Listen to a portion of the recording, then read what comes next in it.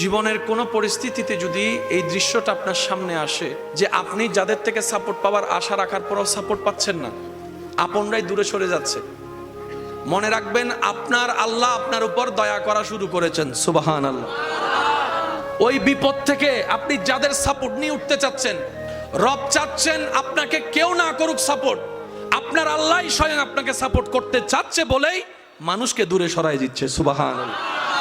জীবনে যদি কখনো দেখেন কাছের মানুষ দূরে সরে যাচ্ছে, বেঈমানি করছে, দুই নম্বরই করছে, চোখ উল্টাই ফেলছে, আপনি বুঝে নেবেন আল্লাহ তাআলা আপনাকে দুনিয়ার আসল চিত্র দেখাচ্ছে।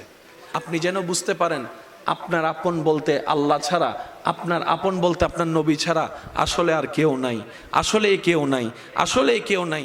আপনার ভালোবাসার অধিকার পাওয়ার একমাত্র আল্লাহর আছে, স্রষ্টা হিসেবে নবীর আছে। আপনার উম্মত হিসেবে আপনি ভালোবাসবেন আপনার নবীকে, আপনি আল্লাহকে ভালোবাসবেন, আপনার নবীকে ভালোবাসবেন। এই বুঝটা দেওয়ার জন্য আল্লাহ অনেক সময় দুনিয়ার এই বাস্তবতা আমাদের সামনে এনে দেয়। অনেক ভাই বোন, ভাই ভাই এমনও আছে মানুষের কথার ফাঁদে পড়ে, ভুল বোঝাবুঝির কারণে কিংবা মেজাজ গরম থাকার কারণে, দুই চারটা কথার শিকার হওয়ার কারণে হয়তো কোনো একটা সময় দূরত্ব হয়েছে, কিন্তু এখন একজন আরেকজনের সাথে মিলতে চায়, বসতে চায়।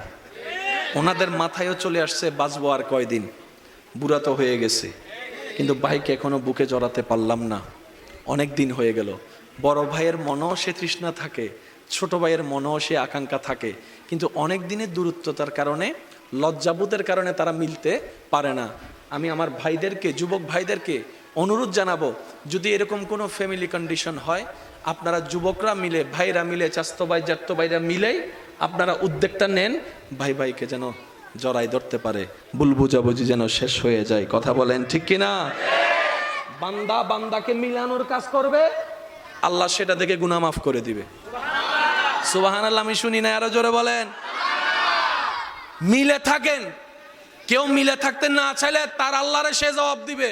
আপনার পক্ষ থেকে আপনি ক্লিয়ার থাকেন, মানুষের উপকার করবেন, থ্যাংক ইউ পাওয়ার আশা রাখবেন না, করতেই থাকবেন। কেন? সে আপনার রবের বান্দা, আপনি বান্দার জন্য করবেন, ওই বান্দার আল্লাহ আপনার জন্য করবে। আমরা অনেক সময় বলি তার এত উপকার করছি, সে আমার সাথে ডাইরেক্ট চোখ উল্টাই ফেলছে। বা এটা দুনিয়ার নিয়ম, আল্লাহ তো এটাই বুঝাতে চায়, এটা দুনিয়া, এটা জান্নাত নয়। আল্লাহর কাছে সবসময় একটা ফরিয়াদ করবেন, আল্লাহ তুমি আমাকে যতদিন ইচ্ছা এই দুনিয়ায় রাখিও, কিন্তু সে থাকাটা যেন তোমার পছন্দের হয়।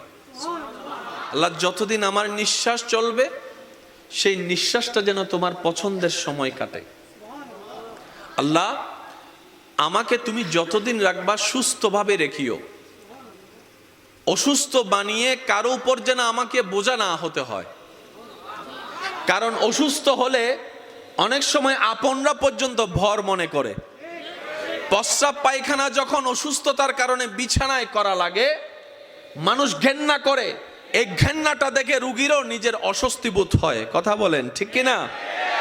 আল্লাহ আমি যেন সুস্থ থাকতে থাকতে